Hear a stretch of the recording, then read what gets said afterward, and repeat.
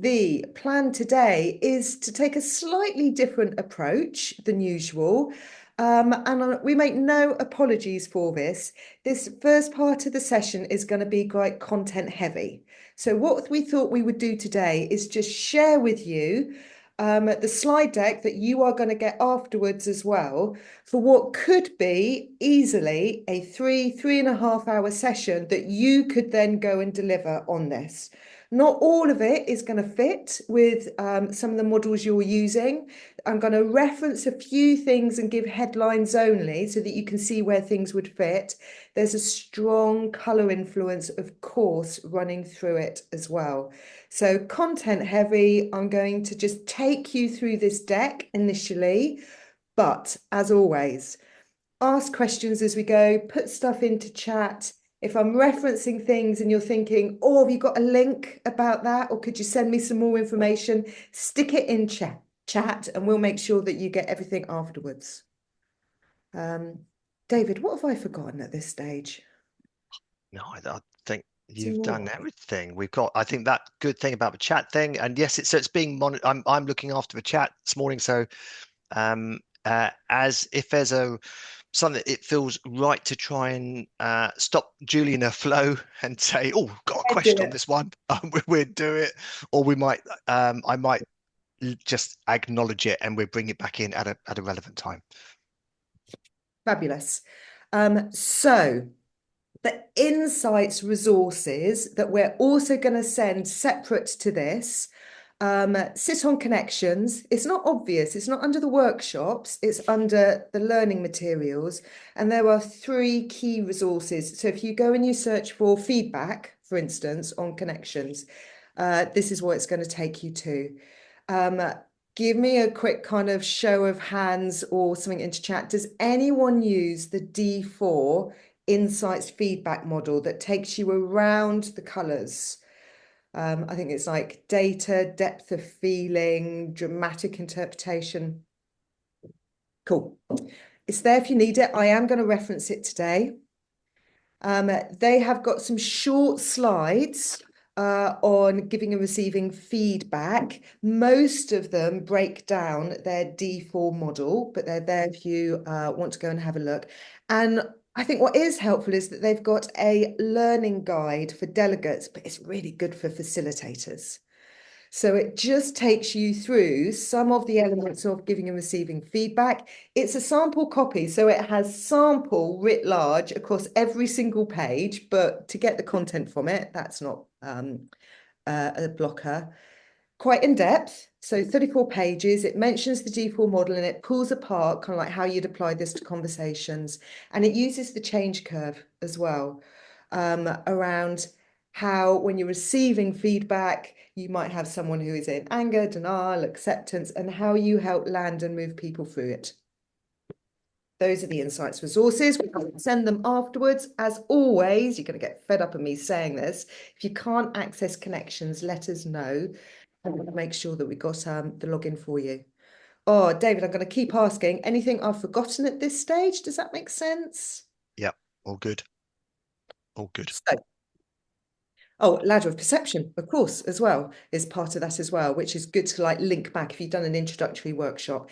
And this might be a good content for a follow-up workshop from the introductory workshop as well. So bear that in mind. You're going to get the slides, customize them as an however you want. A potential agenda for the session could be focusing first on how we ensure that we've got good trust, psychological safety, so that you've got really good conflict and honest feedback in the team. Conversation around appetite for feedback and conflict. To agree ways as to how I've kind of separated this out, how in team meetings you're going to have really good debate. So it's not that everyone's just nodding and agreeing, you know, you're really pushing each other, questioning each other to get the best decisions. I've got some frameworks that I often use with teams as well to give people a bit of structure. It almost gives people permission to have, you know, a bit of more incisive questioning. permission and an expectation as well that this is what we do as a team. I think the conversation around feedback is fascinating, as well as around developmental or critical. It's about positive feedback too, ensuring that that really lands. And then, so what? So, we've had this session. What are you going to agree to? What are you contracting to as a team in order to take this forward? So you're going to add an amendment. This slide deck is focused with an intact team in mind, so that you're actually working with a team, you can get them on the colour wheel. However, I don't think it's too much to do it if you were doing general management training, for instance, and it wasn't an intact team. I think there's a lot here that you can still pull out and still make applicable. But just bear in mind, that's some of the context for what we're doing today. Personally, when I'm facilitating, I want to talk as little as possible, and I want to get people in the room. I know, David. It feels a little bit as if I'm talking a lot today, but I would always start with some kind of opener so that I've stopped, I've set the context, and then we're moving on. And whether I've got a team where or a group where they're just going to shout some stuff up with me out to me, or whether I'm going to give people, time in twos and threes, just to have a conversation so that I start to get a sense of what is their appetite around conflict and feedback, and what kind of experiences have they had either in the team or earlier. However, I do know sometimes people find it easier to start with the negative. So if you get a sense, you could go straight to when has it not worked, because this often generates more conversation. And then you're reverse engineering it. So allow people to be as, I don't know, as cynical as negative, because you're going to then get the positive out of it. I would then, as people, if maybe they've had a conversation in twos and threes and then they're debriefing, and I'm just getting up on the flip charts, some of the core principles that people are telling me, these are the important things to ensure that we're having really healthy conflict. And again, change that word. David, does that make sense? Yeah, absolutely. And I think this is all about setting the scene, isn't it? Setting as you're building in this set. This is getting similar to Julia. I always find doing something at the start, allowing people to have those conversations, builds that element in the room, which starts that psychological safety, that trust one another, people having their voice being heard. So for me, doing something bidding is key. Yeah. And just we're getting that conversation going. And a lot of this is common sense, isn't it? I know that we're going to give people structure, we're going to give people frameworks, but often people know a lot of this already. As a structure, my personal preference when working with a team would be to go to something like Lencioni. This might be something that you've used in the past. It might be something that is new to you. I can send you a link that's got some lovely videos where he is talking through, Patrick Lencioni is talking through his own model. It does not need to be complex. I will often say to a team, this is total common sense.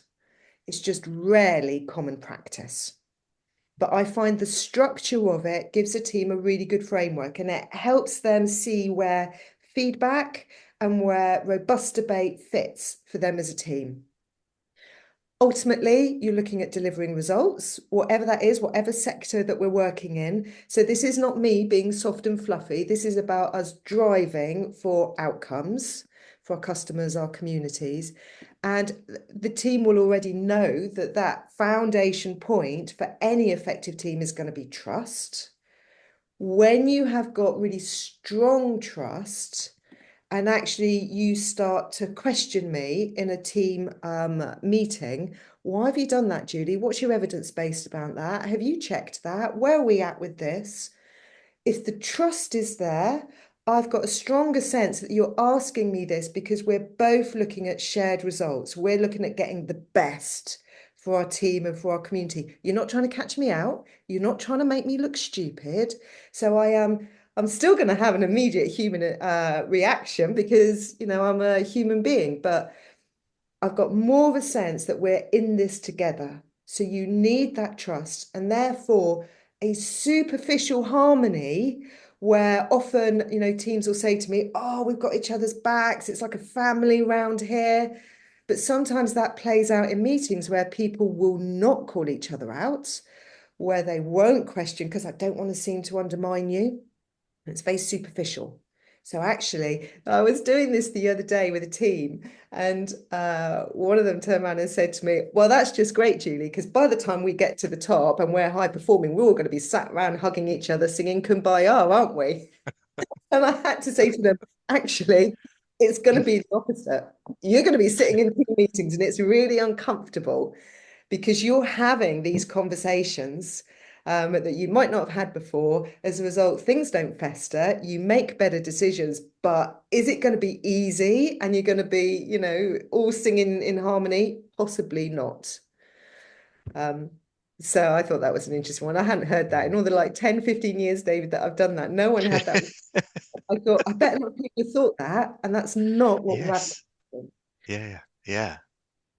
Yeah. I If love I that. had the really robust debate in the team, I'm probably clearer as to why we're doing certain things, and therefore I'm more committed to it. So rather than going back to my team and saying, oh, David's told us we've got to do this, what a duff decision again, but that's David for you. I am more Other like, names are available. I know, you're just there. Yeah. I am more likely to go back and say, we've decided. I know this isn't going to be popular with you. The rationale behind it is X, Y, and Z, and we need to get on board with this. So I love that move from them to we is like really key. You change a culture by changing a conversation, and just that word alone is really, really key. And it might therefore mean in the team that I've turned around and said to my colleagues, this is going to go down like a lead balloon with my people. So can I just talk through how I'm going to communicate this? Because otherwise it's not going to land. And you have that conversation. And then finally, you hold each other to account, not just for results. So you have clear actions agreed at the meeting, they're reviewed. If I've not achieved something, I'm upfront about that, and the team help me because maybe I'm struggling or I need some additional support for it. But it's accountability for behaviours, and I think feedback sits so key here. So when you are around the table, or maybe afterwards, you've come out and you can hear the conversation in the corridor. If you're on site, 10 paces behind you, someone's going, well, that was a really bad idea. I can't believe David suggested that again. Sorry. That's all Um, right. Actually, I call them out on that. And I might say, hang on, we've agreed to have these conversations in the meeting, not in the corridor afterwards. So there's something about the feedback that we give at that stage. This is a complete slide deck, so I'd be using these next two slides as handouts. I would not be sharing that, but it's all together. So if you wanted to print these around the Lencioni models, because it gives observable behaviors for the different stages if you choose to use it. And you've got an option as well, if you're using something like this, to get the team to rate themselves. Very simple there and there in the session. It might be, give me a score on the door for each of these, 0 to 6. Sometimes I do it on a little post-it note, just anonymous, and then I collect them up. And when the team are doing something else, I'll just average out the scores for each of the levels. It gives you a basic metric.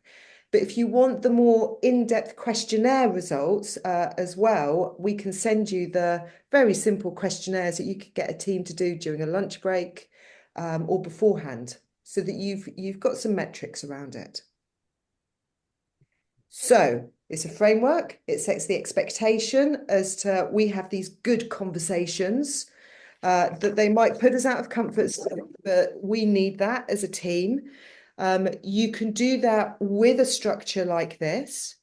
And then you might want to go straight to that conflict and feedback, or you might want to just pause and just explore a little bit around trust. Your call. It might be that Lencioni is too much for what you're trying to do. You want to be shorter and sharper, And therefore, after the initial conversation about what makes really good conflict, I bet I'd be amazed if the team aren't talking about the safety in the team environment or the trust, and you might go straight to that. These are some really nice color preferences if we're talking about trust within the team. Let's not pigeonhole people with it. I mean, you could do a really simple exercise at this stage and just ask the team what makes trust for you and what breaks trust for you. If you've got a larger group, you could do it in color preferences.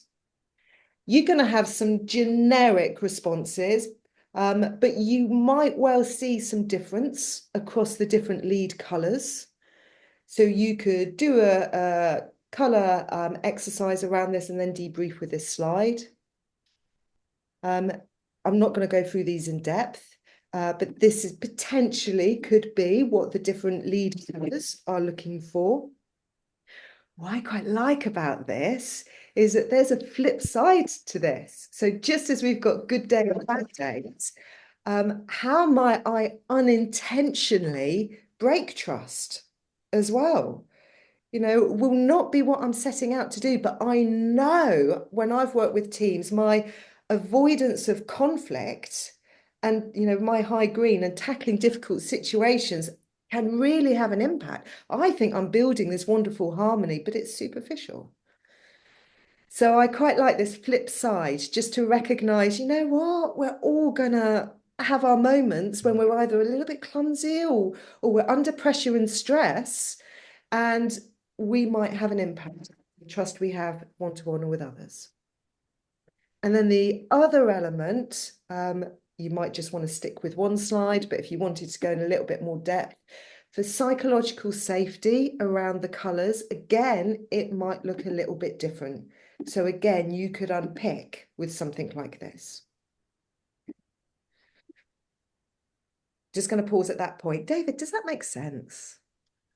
Yeah, it's making sense. And my observations just so far, just adding in, and please, if you've got any questions, then either put your hand up or drop something into the chat.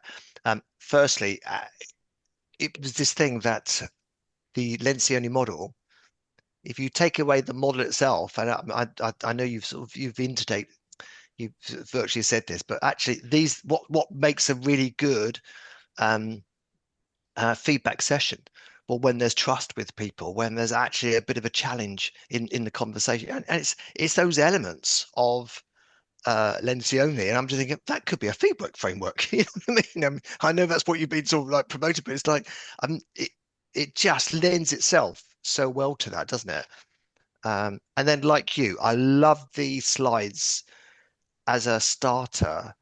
Mm, Either to do it as an exercise and let people to answer that question: what breaks it? What makes it? What breaks it?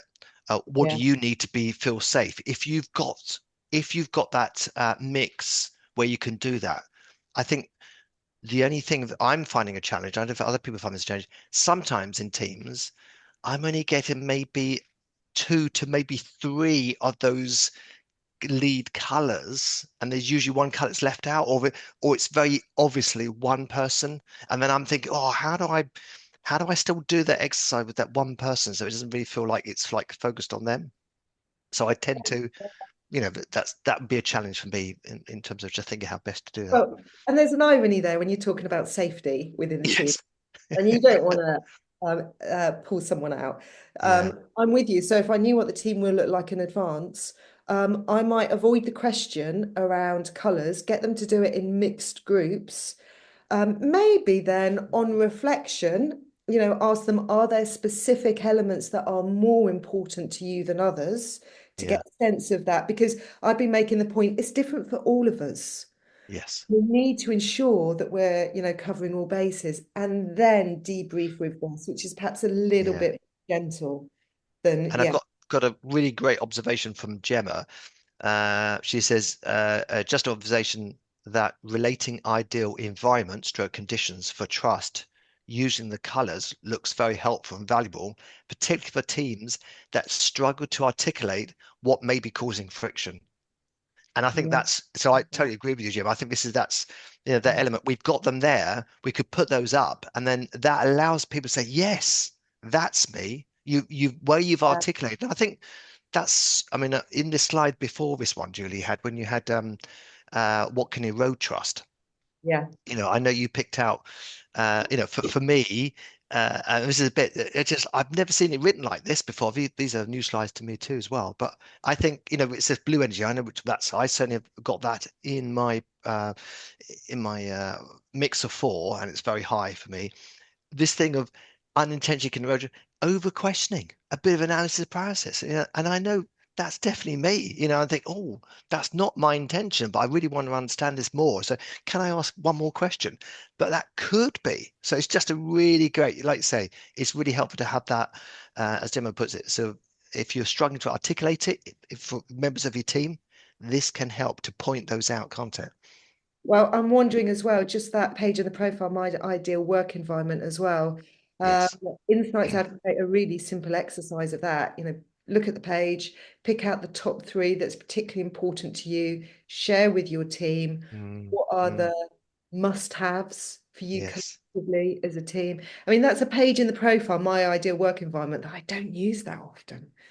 So it is quite a nice one to like come back to and then agree as a team. Mm, A bit of a team charter, or what's our priorities going forward. yeah, great. No This is a further questions on the chat, by the way. cool. Um, Handout, just in case I'm working with a team and I'm assuming they've remembered the colours. We've done it 6 months ago, and of course they're going to remember it. So I would just have this printed out for the team as a reminder. David, did you say there's more questions in chat? No, sorry, no more questions in chat Thank at the you. moment. And then a real golden oldie, but potentially one again you might want to use with a team, is Tuckman. Crikey, 1965. I hadn't realised it was that old. However, I think there's a really nice link to this conversation, because have you got a team that is relatively new, or new people have come into it and everyone's trying to be a little bit diplomatic and a little bit polite? And actually, it's quite difficult because you want people to settle, and there's not a lot of grit in the conversations that are happening. Or are you actually at that point where you're starting to have some of this conflict and it's a good thing? It's a natural progression. So being clear with people, this is okay. This is going to happen. And getting through it, making space for it, having the conversations in a really good way, and having workshops like this are going to help you. With the norming, are you at the point where I know that you might have implicitly agreed kind of how we work, but do you need to make this explicit, with ways of working so that we're all really clear, what it means to be in this team and how we work, and even at performing? I think, we don't hit a point where suddenly we've got trust, we've ticked the box, and it's absolute fine. Maintaining trust and ensuring we sustain this level of debate is really, really key. But there are elements that are still festering. I just don't think we can be blasé about this. And if it is a team, a project team, for instance, that is ending, I mean, what a good opportunity just to do that can do review. What's worked? What's not worked so, well? What are we going to take forward for next time? So just to release some of the feedback and some of the learning from it potentially before they move on. So it's a model. It's a model if it's helpful, might resonate with your teams, but you've got Team Wheel as well, potentially for the group. So you might, in this session, want to walk the wheel just to remind the team as to where they are with the colour preferences. I would be looking at that collective pie chart as well. And based on the conversations we've had so far in this workshop, I might be asking them, how does this link with what we've already said about your appetite for feedback? Is there anything there? And I guess I am focusing on the red-green kind of continuum there. And I would particularly look at some of the individual preferences. Now, this is an exercise from team effectiveness that Insights advocate, they talk about getting people within the group, within the team, to line up according to relative color preferences. So you might ask the team, so who has got the most red preference in the team and who has got the least? Line up according to how you think that falls out within the team. You could do it with percentages from the profiles. I think the perception of the team and the relativity is a more interesting conversation. And it's going to release all sorts of debate around, well, I'm only like this because of the role that I'm in the team. Outside of the team, it looks a little bit different, or actually I'm quite high, in my profile, but I play it down in the team because I don't think it's, particularly needed, whatever. You start to have these conversations. I would specifically do that with the degree of red within people's profiles, and also the degree of green within people's profiles. And I wouldn't assume that the two are related, because we know that they're not necessarily. I might be working high red and high green. As people are then lined up, I would be asking them, how does this relate for you then when, we're talking about debate within the team? Do you find that quite easy? What's your appetite for it? How do you find it when you're receiving, say, feedback in a team meeting?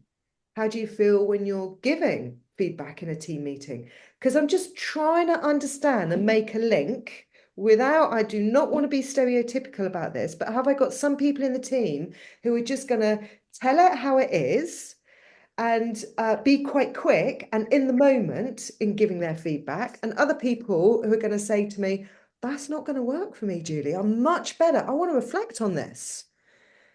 Or I'd rather this happens outside of the meeting. Maybe this is a one-to-one conversation. So I'm trying to use the colours to understand this. And before pause and just check, David, that this is making sense. Yeah, it's making sense. And a question come in, which I was going to reply to, but I just thought I'd just mention it. If you you talked about in just the slide you just clicked from, there was the preferred. You've got the collective element bottom right-hand corner. And the question was about, in a team will, haven't actually seen these before, but just wanted to know that. So when you get your team will pack, page 1 is usually the main slide with all the little dots on, and then page 2 is usually this other slide pack which shows preferred slide, and well, actually dominant, preference, and the word's gone out of my head. Yeah, preferred. It is preferred, isn't it? Yes, preferred.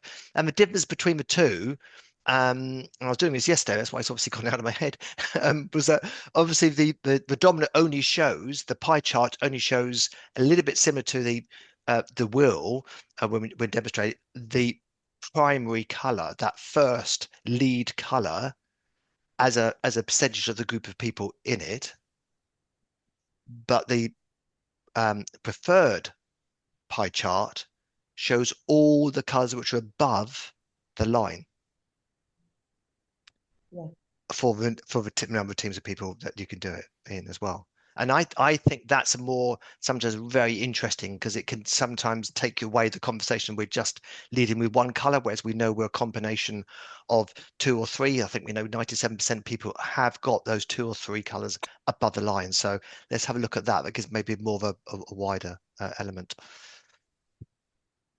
I was speaking to someone on accreditation last week. They were saying the current numbers are 3% focused, 1 above the line, 54% classic, 2 above the line. And is that then 43%, 3 above the line, accommodating? Yes.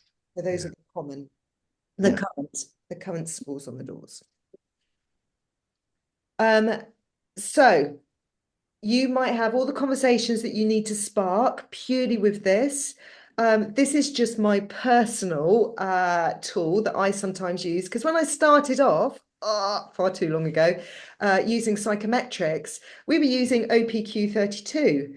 And one of the elements on there was appetite for feedback, sensitivity to feedback. 0 to 10, wasn't 0 to 100, 0 to 10. If you had someone at 0, it was almost water off a duck's back. You could give them the most critical feedback, really brutal, not really taken on board. 10 was such a high sensitivity that something might be said in the day wasn't even critical. But I've gone home, I've thought about it, I've had a sleepless night about it, and it's still churning for me. And the idea being this is trainable, and the ideal point is to be at midpoint 5. Because at that point, you're able to say, I've had some feedback from you, so help me understand that. You might kind of ask for some more information. But then you weigh it up. You think, oh, that was a one-off, really. That doesn't, very rarely happens. I've never had feedback like that before. So, okay, I take on board, but actually I choose at this stage not to act on it. Or 5 could be oh, I've had this feedback before, and this really resonates for me. And actually, this is something that I need to take on board. But you make that choice. So I've always kind of added it in because just asking a group, where are you at the moment? Just at the moment. And that can be influenced by tiredness and pressure and stress and all sorts of things. It just generates another interesting conversation. But you might get there with the colours. And by this point, then, you've done quite a lot.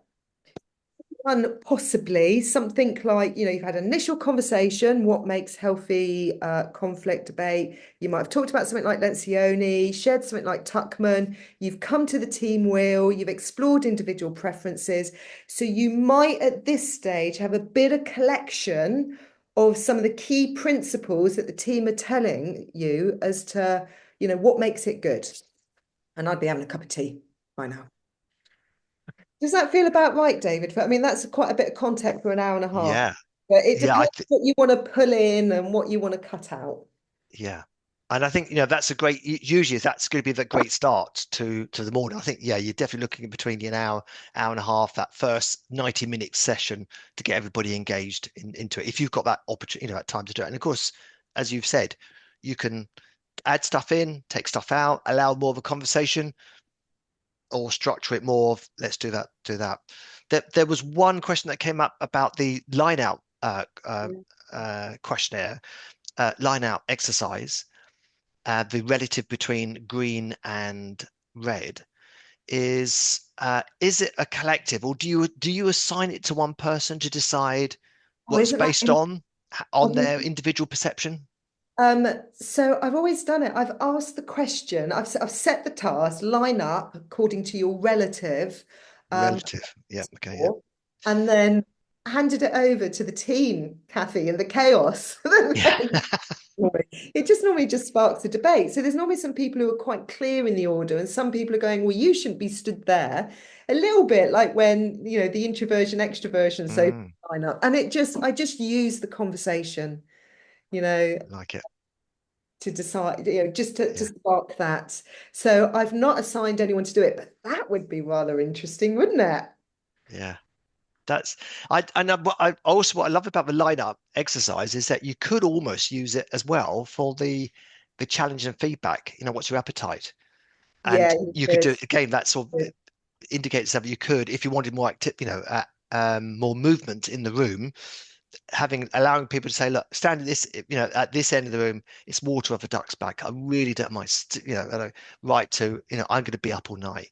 And actually you get that physical sense of, oh, right, okay. And again, I love this word. I'm using this more as well, Julie, this of saying to people, so, yeah, at the moment, where you are now. Yes, yes, we picked that Rather, up. rather than, yeah, we picked that up from the conference, didn't we, York? But just recognizing actually it can change, and it's okay to change your mind. But at this moment, where are you? In this continuum. Go on, Kathy, what do you reckon? Yeah, no, the reason I ask is because I am aware of that activity, and actually I used it just on Monday, but with sixth formers doing the foundation thing, but just focusing on general perception. And in that, I got one person in the group to do it for everybody else based on their perception. And I can see the pros and cons of either. I think probably for this, I would make it more collective because it perhaps would be too pointed otherwise. But I was just interested to know how you did it. Absolutely. and definitely I should use that phrase at the moment or right now more. Because if you'd asked me yesterday about where I was on that continuum for feedback, I would have been in a different place from where I am at the moment this morning, definitely. I get it. I love that you do the foundation work with sixth formers. Honestly, It's great. Huge admiration for you doing that, and just fab that they have these conversations as well. They love it.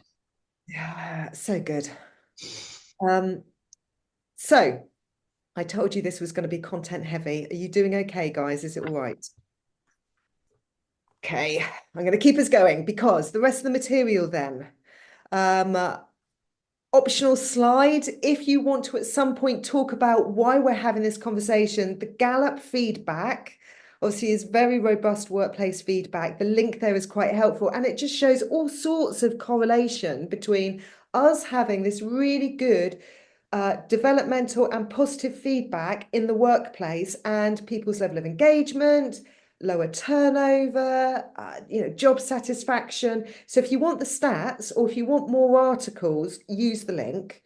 There's a really nice article about millennials and how important it is for them to have meaningful feedback, and then it breaks down what that they actually perceive to be meaningful feedback. So it's there if you want to go and have a look. We're starting to work our way through this agenda then, and starting to agree how we're going to bring this to the team. Next, I'm going to share some frameworks, look at individual feedback, and then contract as a team. So for me, there is something about setting the expectations, setting the culture in a team. I might go back to Lencioni as just a bit of a reminder of this is what we're looking for. I'm so high sensing. I want it tangible. What am I going to see? What am I going to hear if we know we're getting this right as a team? Or delete this one from the deck. And then you could use as a team model the colours again to give people almost a prompt sheet, as to if we're in a meeting and we want to make sure that we're looking at this decision or this project review from all different angles. Let's up the blue, in which case some of these questions, might be relevant. How are we measuring? What's the evidence behind this and so forth? There might be times we want to stand in the yellow, and again, a different question set that helps us ensure that we're considering, the innovation that perhaps we've not been considered, the possibilities, what are we missing? Green's going to focus on that people-orientated elements of these decisions or these projects that we're making. And then finally, that red push for action, that real focus, being purposeful. What's the actual decision we're making today? What are the risks if we don't action it? What's the fastest way to move this forward? They are just selected, optional questions to give people a bit of a starter for 10 in a meeting to ensure that, we're coming at this from all angles. It sets the expectation that we question each other, and also it gives a bit of a framework as well. It gives people permission to do so. You could swap this out. If you go to ChatGPT and ask for incisive questioning around the colours, it will give you 101 of these different options. Okay. Another one that I do know some teams, I hadn't used it for years. And then I was at a leadership team meeting a couple of months back, and they brought out the De Bono 6 hats. And they were using that. I don't know if like two different colourful things could confuse people. So I would go one or the other maybe. But it's just a way of ensuring that we're coming at this from all different angles.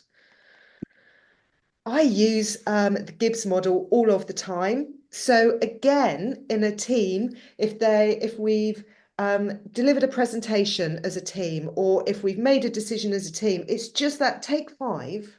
And can we just be, critically review and analyze how that has just gone so we release the learning?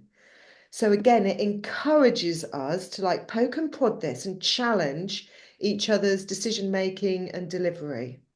I do this with my own facilitation as well. This is my model for like post session.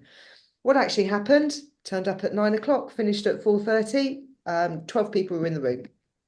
How do I feel? Oh my God, exhausted, awful, stupid. Why didn't I answer that question appropriately? You got to sink into the emotion. Don't suppress it. You just got to sit with it. What are you feeling? What are you thinking?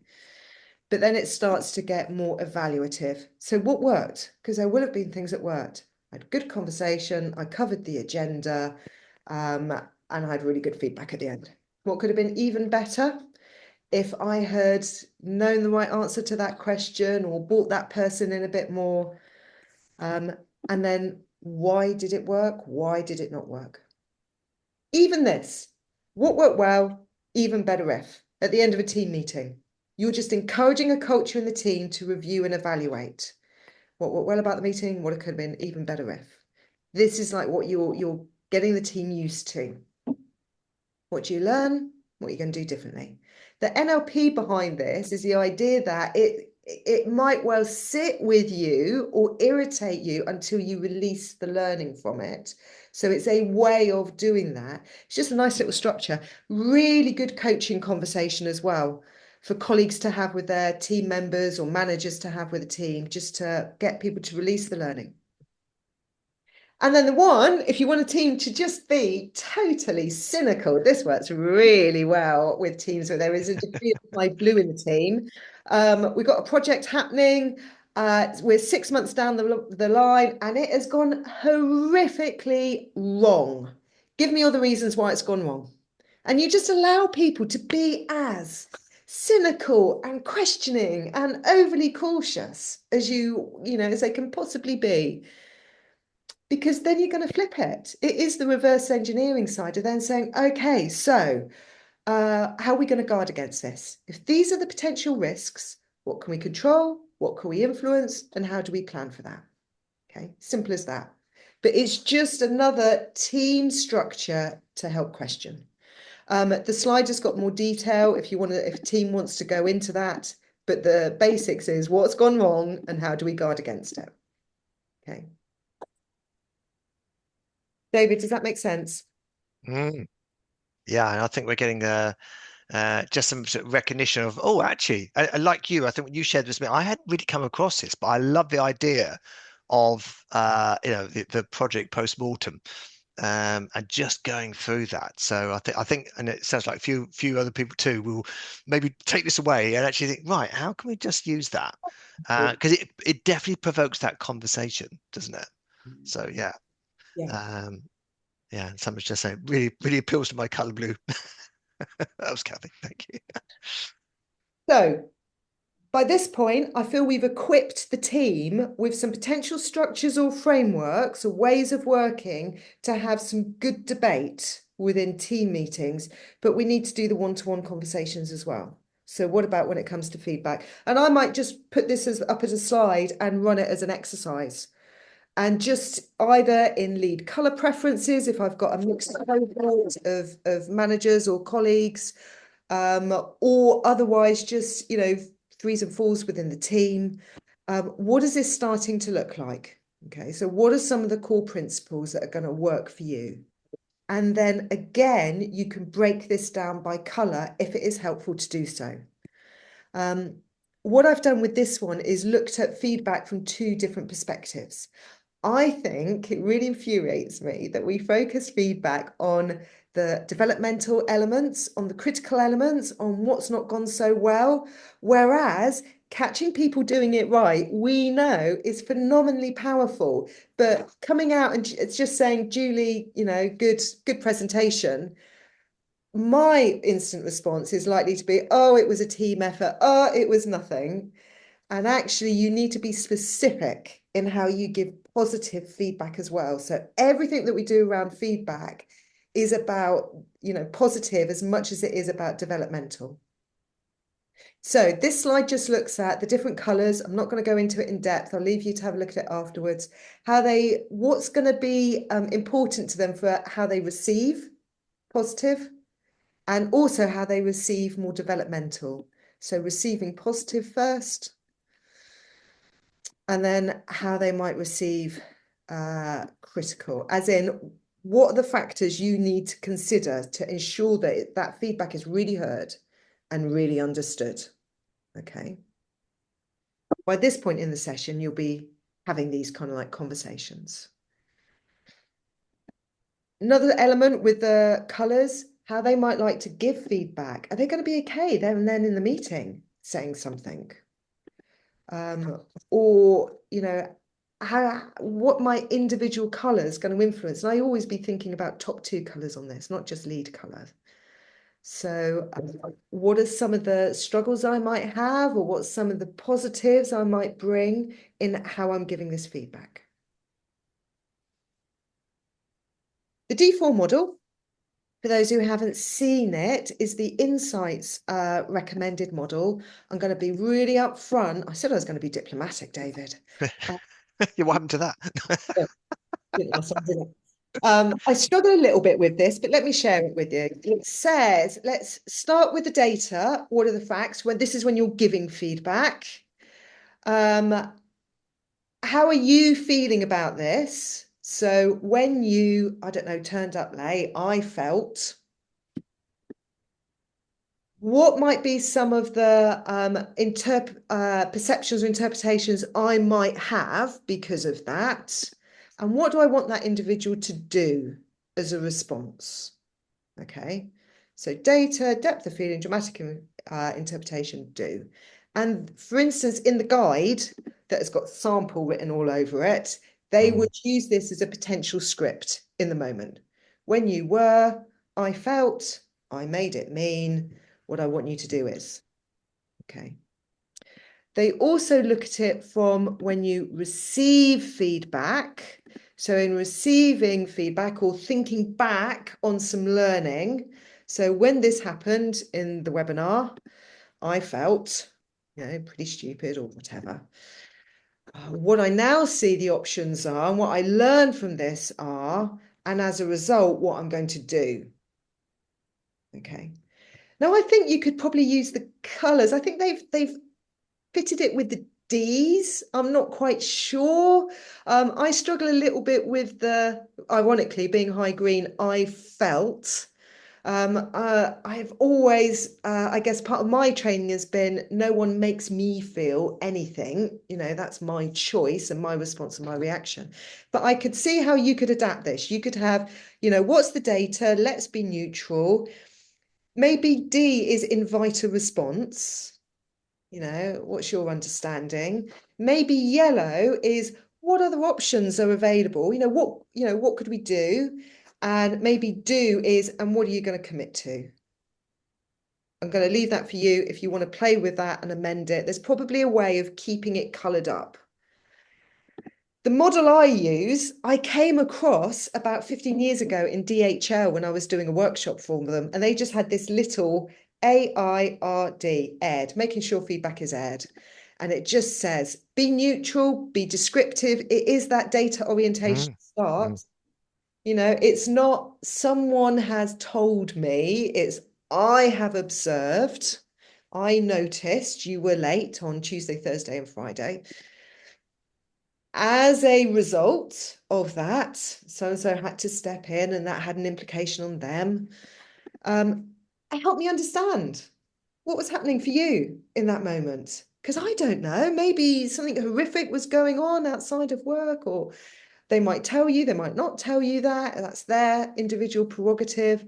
And then I quite like the do, because it says you've got 3 options. This might be a serious issue, safeguarding issue. In future, I need you to. It might be a joint problem solving. How can we resolve this? Or it might be, what are you going to do? I'm going to leave it to you. Have a think about it. What do you reckon, Kathy? Oh, Just take yourself on mute, Kathy. No, I'm more comfortable with this. I used the D4 model. I put it in the chat with a team last year who had a very high green preference as a team. And I got real pushback from them because they felt it was too one-sided and wasn't allowing for it. It was all about my issue with it. And no space for the recipient to say, well, hang on a minute, actually, this was what was going on. And I think this allows for that more than the D4. There are good things in the D4, but it, you know, so it was just to observe that, and you've answered it by coming up with this alternative. I just think it's a bit cleaner for me. Mm. Yeah. But I think there probably is a way of using those colours really effectively. And this is not a million miles away. You could fit this really well with the colours. And I think between D2 and D3, there's a D2.5, which is the D would be dialogue. To keep with the D's, and to invite a dialogue is to ask that question that Julie asked. So, what's your view of it? And to have that, because otherwise it does become one way and not a two-way element, which is what feedback, when it's this type of feedback, is really trying to invite, isn't it? Because I wonder, what's your perspective of it? What were your thoughts? What happened for you when that happened, or how do you see it? Yeah. Lovely. So I just think simplicity is really important. This is something someone could prep with. I was at the Insights conference the other week, and they were talking about use of AI and people using AI to prep for these types of conversations and saying, I need to have difficult conversation with a member of the team. They're always talking over people, whatever it is, help me prepare for that. Never even considered that as an option. Thought that was inspired, actually. So it's just a framework, isn't it, to help people prep? Yeah. What did that before, David? AI for prepping for like difficult conversations like this? I'm hearing more of this, that people are going to AI to do those type of things. I have a little worry about that people are turning to AI to get a very quick response and getting it, and the computer doing it, rather than sometimes just sitting with it and actually using our head to actually think about what needs to happen. Anyway, so it's a little a little niggle on me on that, but so I can see the benefit of it. Sarah's got a hand up. She's got a question. No, I was just going to say on the mention of AI, I absolutely agree, David. I think it's not a quick win to give the feedback or script it for someone. I've certainly received emails from people and thought, that doesn't sound like you necessarily. Yes. And so that feedback for me is out of the window because that's not landed with me. Yeah. One of the reasons I like this, we actually form it on AID usually. So removing the R in terms of people's preparation for what feedback they're going to give. But I think that R is really crucial, and actually the delivery of the feedback. But a lot of our focus when we're talking about giving feedback is that objectivity, which is why I struggle with the D4 model slightly, because it feels a lot more subjective to the result of it. But I know that some people, this is personal life and work life, have used AI in situations where they do need to remove some of their emotion from it because it has been their reaction. And actually to have a useful, effective conversation, they've had to be able to actually, am I remaining objective in this situation, or am I becoming quite emotionally involved? And I think that's an important part of the conversation, but you don't necessarily want to steer it for whatever outcome you're going for. So I know that some people have used AI quite successfully in going, help me take a step back, review the situation, and then build on it from there. And I think that can be when it's used really effectively. Yeah, that makes total. Thank you, Sarah. Yeah. And I think that's what you mentioned earlier, Julie, about we covered it very quickly about perhaps going up your ladder, and it's something we cover early days and think. But I think it's most a good thing to go back to on a simple way to recognize actually what is happening to me in that. It's more of a reflective thing to recognize what is happening. Somebody said this, they've done that, and guess what? In my head, I've gone right up to, whoa, I've blown this out of a proportion. And this is all happening internally, of course. And I'm just thinking, oh, right, well, hang on, let's just review that to see what's happening for me. And so just, that model for me, I think can also, I suppose it's getting new learning around it, because it's quite a confusing model, and we do it in the introductory sessions. But I'm wondering whether there's some value to keep coming back to that, because I love the way that it helps to take you up that ladder, and it's only, it's a perceptive element and reflective. It's such a good application, isn't it, of it? Yeah. Great.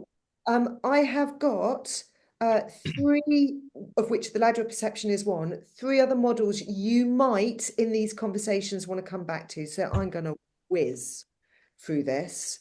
If I'm using Lencioni, I might come back to the accountability level, because that final one for me, that's when you've got a team that is really high performing, offer unprovoked constructive feedback. Oh my word, hard to do, but that's absolutely what we should be aspiring towards.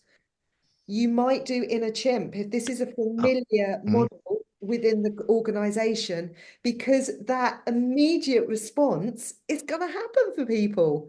And that's going to look different for us. So just a recognition that this is a very strong, very immediate response. I mean, my personal favorite, withdraw. I am now not going to speak to anyone else in the rest of the meeting, and I'm going to try and avoid coming to the next meeting if I can possibly. My personal favorite. So just recognizing, we're human. There's a lot of words on these, this slide and the next, so I might just do this as a handout. But if you are using the chimp, just like recognizing how do we then manage that? I'm going to come back to that a little bit, because for me, in many aspects of life, a go-to phrase or comment is really, really helpful. Because just at the moment when I'm thinking, I cannot believe you have just said that to me. And then what comes out of my mouth might be, tell me more.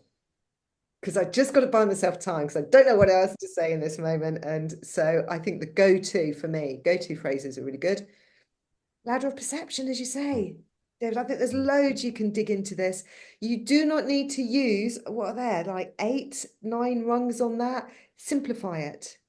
If it is too complex, use it as you see fit. And then I don't know if you've done any NLP, but the other one is just standing in someone's shoes. Is perceptual positions. I mean, fancy pants title for a very simple way. It's a good way of like looking back, say, on a one-to-one or a meeting, where first off, I might literally stand or sit as I was sat in that meeting and just think, what was happening for me? What was my perception? You shake it off, you move into the other person's position. You might literally sit or stand as they were. And then you shake it off, after you've thought about what they were thinking, and then you do the neutral observer. Handout to go with it, if that is something that is helpful to you. Okay. So you have got chimp, ladder of perception, and perceptual positions. Yeah. Just to help understand, what's happening in that moment. As you say, David, am I seeing this in a certain way, but actually there's another story here potentially. Okay. I particularly like the in the moment responses. First one is when you're on the receiving end of it. And this goes for positive feedback. Oh my word, I wish people would take it and own it. And simply, thank you. Thank you might just be a good response. Don't bat it away. We need to take it on board. My go-to, this might be my green though, influencing some of these responses, because I am so focused with that green preference. Even when I do not want to hear anything more about this, I need to understand it, because I need the context.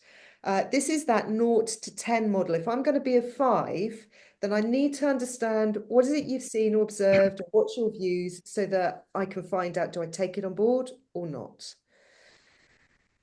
Maybe it's not the right moment, and that's okay. That is absolutely okay. And I want to get this. I do want to do this right. Can I come back to you? And then just give yourself 5 and go back and have the conversation, perhaps when you're in the right place to have it. You're not dashing off to something else. Oh, just give me an example. I want to do this well. Just help me understand this more. Give me an example. I had this with my profile a little while ago when it came out about how pedantic I was. spoke to the team. Can you give me an example of that? Oh yeah, Julie. First off, I mean, they fell down laughing. Remember last Tuesday when you did X, Y, and Z? Oh, okay. Not my intent. Clearly my impact. I need to take that on board.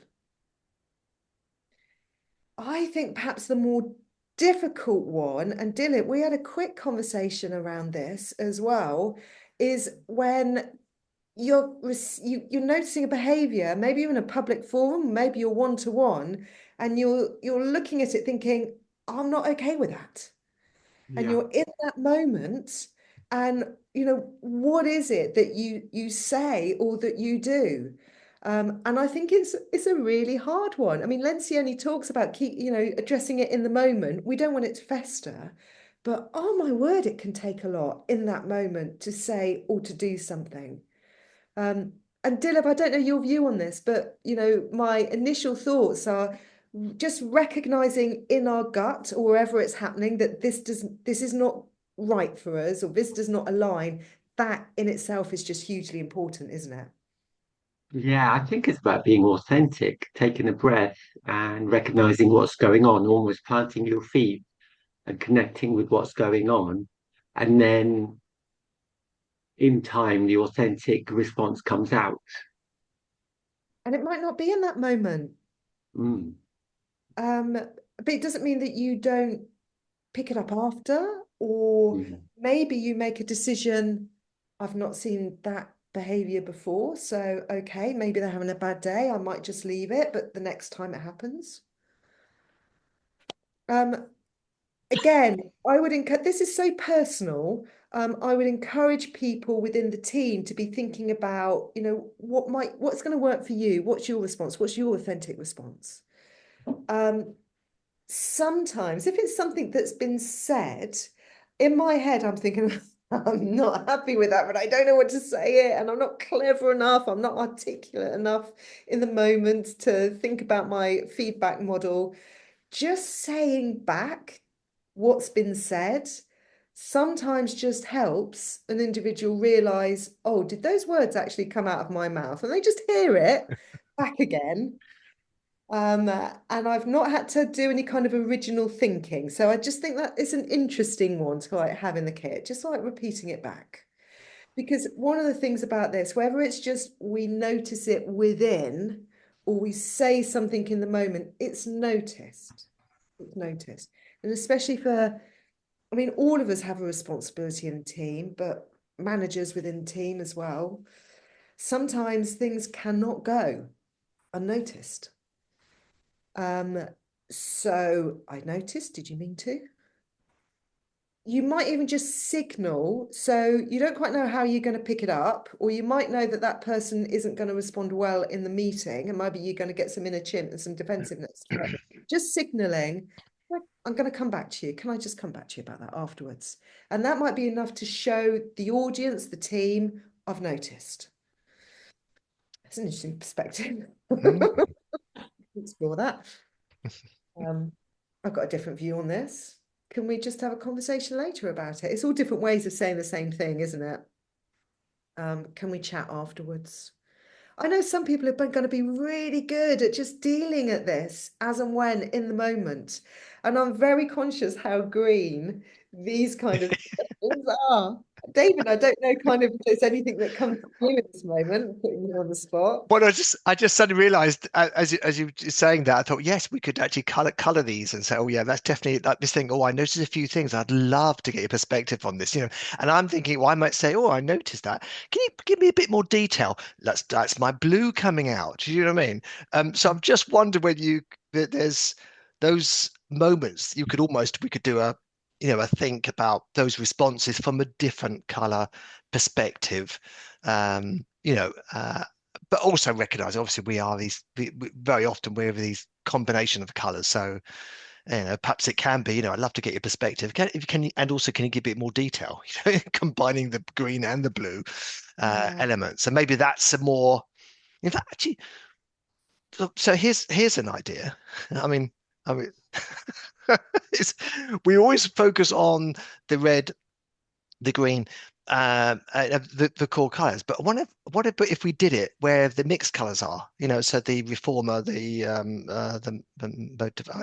ones that are in between from the 8 types. I was just thinking, rather than the core colors. Yeah. That's just a thought. Sorry, bringing the total sort. Not now, obviously, but I need to reflect on that, because I wonder that link, because the leadership model uses some of the 8 types, like the reformer, yes, yes. Yeah, Yeah. as you can tell, I'm not that familiar with it, but I'm thinking I could. Maybe that's just another perspective of looking at trying to get that feedback, because that might combine rather than the. I sometimes think when we focus on the 4 colors, it can be very stereotypical. So I've picked out, or I know, yes, very green response, perhaps because I'd love to get that element around it, and that's me putting my emphasis on, oh yeah, I can see that could be more of a green response. Do you see what I mean? Does that make sense? It does. The flip side of this, Dilip, when we were talking as well, is I loved your question about what's the risk of not having this conversation.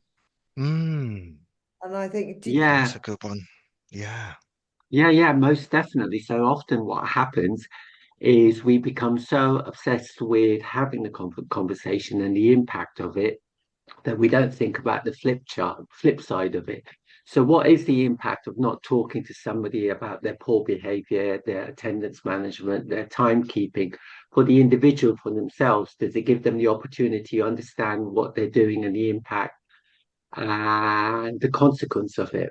But just as importantly as that, what's the impact for the team of not having the conversation? Is it going to impact them? Is it going to impact their timekeeping? And then, just as importantly, what's the impact for you as the coach or the leader who's observing and witnessing this and not having the conversation? Does it hold you accountable for yourself and what's going on?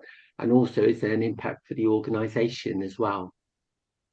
you were also saying that if you don't talk it out, you act it out. Yeah, most definitely. So if you don't talk it out, you act it out. So perhaps someone with the green energy, if it's not coming out and you're not talking about it, does it almost become a passive aggressive behavior that starts manifesting in you? If it's someone with the blue energy, could it be that the overthinking takes over and it starts to eat you up inside? If it's the red energy, can it come out in aggressive behavior or blunt remarks that come out?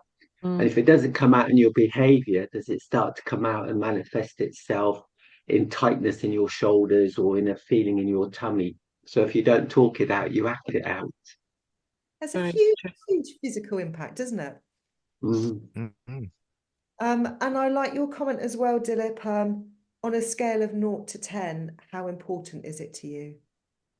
Because Yeah. So when you think about the impact on the individual, the team, yourself, and the organization on a scale of 1 to 10, what is the impact? If it's under 5, you may choose that right here, right now. There's other priorities, and it's not something worthy of attention. If it's 7, 8, or 9, you may decide, you know what, right now, right here, this needs to be dealt with, this needs to be discussed.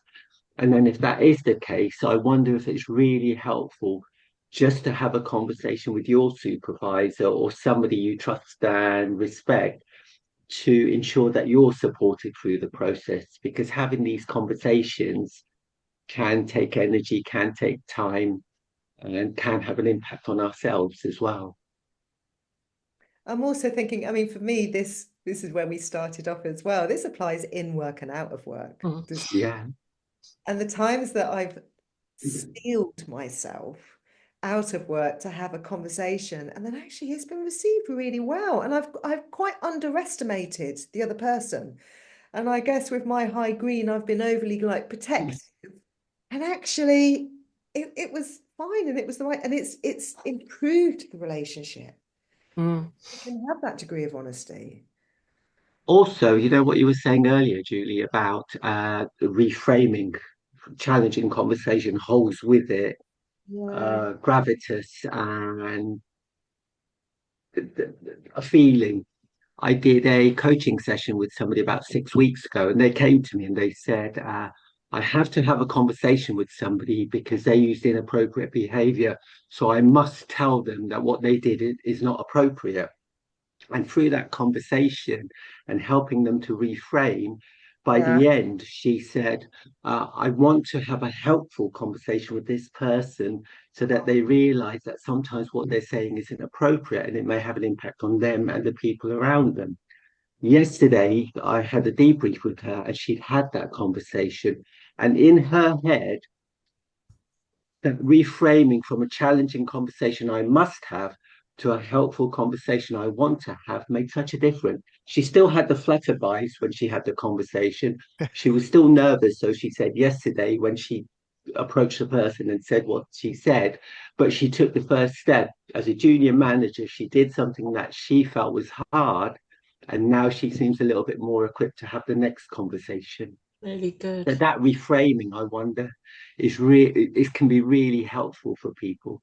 That is such a better title, isn't it? Helpful Conversations. Mm. Oh, I absolutely love that. You remind me of when I was coaching and someone had said something I felt was inappropriate and I didn't know what to say in the session at all. And I took it to my supervisor because I felt I must have a conversation. And she said to me, well, do you? And she helped me explore it as a coaching conversation that wasn't about me. It was just, asking lots of questions and helping to understand. And I could not believe how the coachee responded to it. Phenomenal. And if I'd gone in all guns blazing, it would not have been a good conversation. It was so much better. Well, this girl said that the lady I was talking to yesterday in the debrief said that the person she spoke to actually apologized to her for putting her in the situation of having the conversation. So it just opened up the receptors for the recipient as well. Love it. Love it. Brilliant. What we want is people just have these conversations more easily in order to help each other. And I think a way we can do that the profiles and the colours fits perfectly, is just to practice positive feedback. And whether you use the page in the profile, the value you bring to the team, maybe I start with my profile, I pick one that I particularly feel that I bring to the team. And then I don't know if you've ever done the exercise where you circulate the profiles around the team and everyone else annotates that page in the profile as to what they see you bring to the team. Some people don't like their profiles being written on. I completely understand. Or you have a blank sheet of paper with your name at the top, and you pick out something from the profile that you're particularly proud of, and then you turn up the bottom bit of the paper, you pass it on to the next person, they write something they value about you, they turn it up, pass it around, and by the time the papers come back to you, you've got a lot of lovely feedback that you can then debrief within the team. Or why not go back to the card exercise and just get people to do it, but to really focus on the why.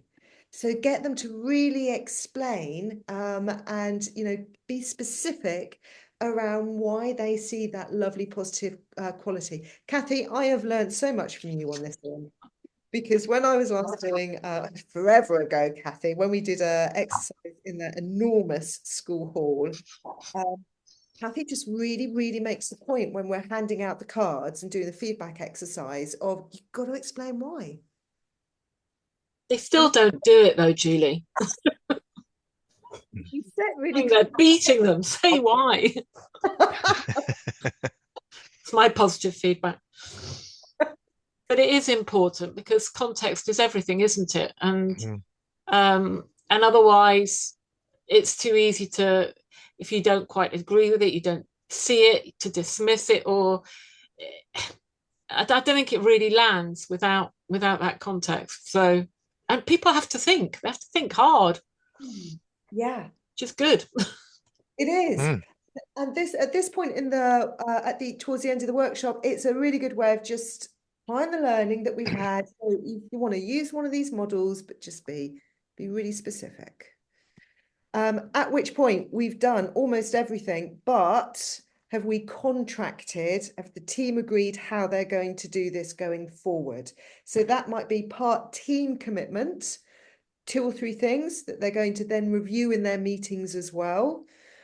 But also, I quite like the idea of going back to the contract of commitment. So again, this is in the team effectiveness stuff. You can do this as a handout and all of the names can be changed. So you could customize it. Give people a few minutes to think about this. But the question is, when or if my unintentional behavior doesn't align with what we've agreed, my request to you is. So maybe that's some people might say, tell me in the meeting, I'm really happy. Just call it out, or give me a nudge, or I don't know what people are going to say, or whether it's let's just do a quick coffee afterwards, but it just allows people to make their own requests. Okay. So that's going to work for, I would think, if you've got up to 8 to 10 in the team. Okay. David, I think we're there. Yeah, that's the presentation, isn't it? That's the second part of it. And what I'm just noticing with the end of that workshop, we're finishing on a high, aren't we? We're practicing that positive feedback. And for me, that's that great reinforcement, in any workshop, the start and the end is usually the pit that people hang on to. So, yeah. So I think that from here, there's no questions in the chat, by the way. But I wonder whether we're a small enough group to open it up, because we've only got less than 10 minutes. So rather than maybe going, but I'm suggesting on the fly here, just wondering, is it a chance to say, right, what do people notice? What are the questions that people have, and using it that way? Or we could, it'd be a 5-minute quick breakout room, but time you've settled in, it's... Give us a sense. Is there anything that you're doing that we've not referenced that fits really well? Oh, lovely question. Yeah. Any questions or comments on the content that we've gone through? What do you reckon, guys? I know there's a lot there. So go for it. Yeah, just put your hand up and we'll bring you in, because that gives the order of your hands coming up as well, which it makes it helpful to do that. Or you can ask your question in the chat and I will ask it on your behalf if you'd rather not be coming on at this point. Go for it, Dilip. When we've spoken before, you were kind enough to share a handout with me called Fierce Conversations. And that gave a lovely run through of considerations, and it gave another alternative of how to create an agenda. So I sent you a PowerPoint slide with it this morning, so it might be helpful for people to have a copy of them. Brilliant. Is that like a branded thing, Dilip? Fierce Conversation? Yeah. I'll tell you the name of the... Susan Scott. It's Susan Thank you very much. Conversations. I was going to mention it myself, Dilip. And Sorry, Kathy, I stole your thunder. No, not at all. It's fine. It's Susan Scott, something I came across through training that is used in the teaching sector. And it's called Fierce Conversations. By that, though, she means conversations that are emotionally demanding rather than and emotionally necessary. I think I've got that right.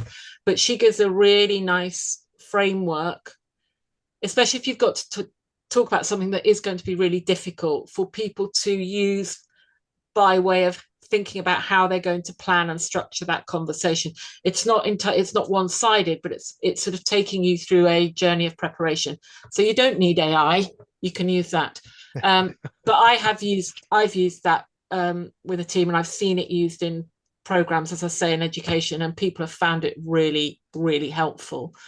And I suppose linked to that, I was going to ask whether you ever give opportunity for people to sort of scenario practice having those conversations, because there's the one side of course receiving it, but I often find it the thing that really worried about is the giving it, the having to do it, and that's what I'm regularly asked about. Kathy, can you do a session on that? My team they're really struggling to hold others to account. They don't want to have those conversations. Nobody wants to have those conversations. So I just wondered if people have any ideas around scenarios or practicing that. What do people think about that as an approach or as an activity? Are people using scenarios? There is something just about saying the words, aren't they? I mean, there's something really helpful, I think, of just practicing and trying it. Because even I was going to so like so there's I think Jem was just saying for those who need more support in having these discussions, I attended a really useful CIPD session a few weeks ago from the late John Parr about emotional assertiveness model, which I think she's put a link into it, and that gives some really good examples and phrases, so we can click on that, I think, and get some extra information. So thank you, Gemma, for that. Having the words, isn't it, in that moment? Yeah. And I think that's why practice helps. So I think your point in terms of in a session, do we practice it? I think yes. And if there's time, but it's how you make it genuine, and I think that's where the card, using the card exercise is great, isn't it? Because we're giving people, helping people to do that positive feedback. But I think of having a framework in which becomes what I keep referring to mental models, a framework that I can, in my head, I don't have to look it up.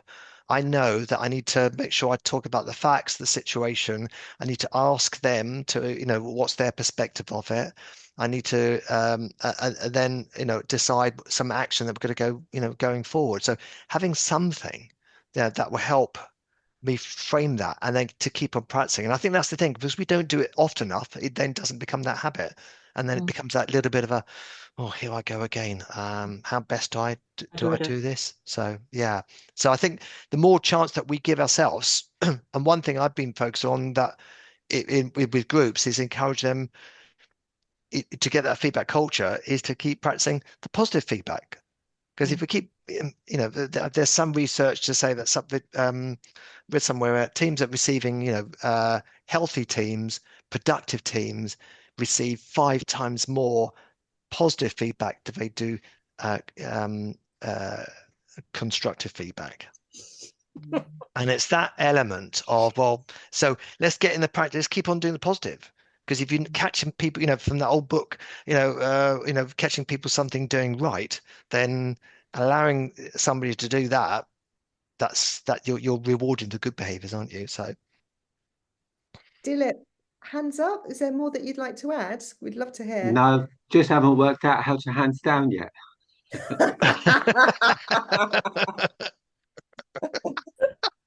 Oh, well, every day. You think you just click on it again. Yeah, I just leave it up.